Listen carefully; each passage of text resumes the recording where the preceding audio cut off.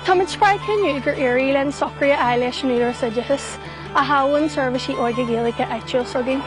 Bíonn túdar Seirbhísí cé amhaoinethe chur amach den ceantar a bharthas an déis dúin Seirbhísí Óige a cinneal a gháil.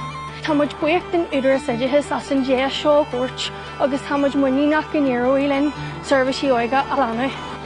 Lena cúis sin, táid fuair dar Ghlór eitiúla a cinntiú taceach fréise aigedas ó chóirle bhéal firste a cinntiú gohanan na dóirsaí oscailte den bliana amach roií.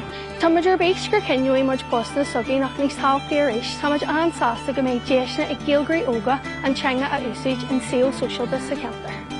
Is le céalathe é aniu agus muid cinnte inis go bhfuil Seirbhísí Óige sogin ag fannacht oscailte. Léirí daoine óga agus teismóirí sogin meisna, Julie Fortítheacht agus tígris agus iad gaigur cunní pibli agus aigóid a tháinig spotholes ar háhacht ar Seirbhísí Óige Gaeilge. Go bhfuil an buíthe sa gcóil den ar ní óga a teismóirí agus pobl éair fel bhirste a gotainna a háas ar fód len sa tréad tradiisiúnach seo. Táid dógasach inis go bhfuil muid a tógáil agus fórbairtíanaí ar Seirbhísí Óige den na gluúnta eile a talite.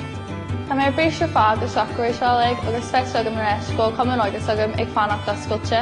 Ghlach mé héanagus mo cardide páirt Slánaithe san Aibreán a rinneú don cruinniú poblí agus an aigóid.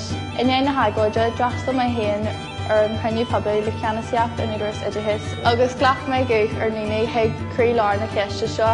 Tá fiisiú orm gur éis siad linn sa deirí agus gurintí siad an déis a thuirtúing leis na bríon taachtaí anamid.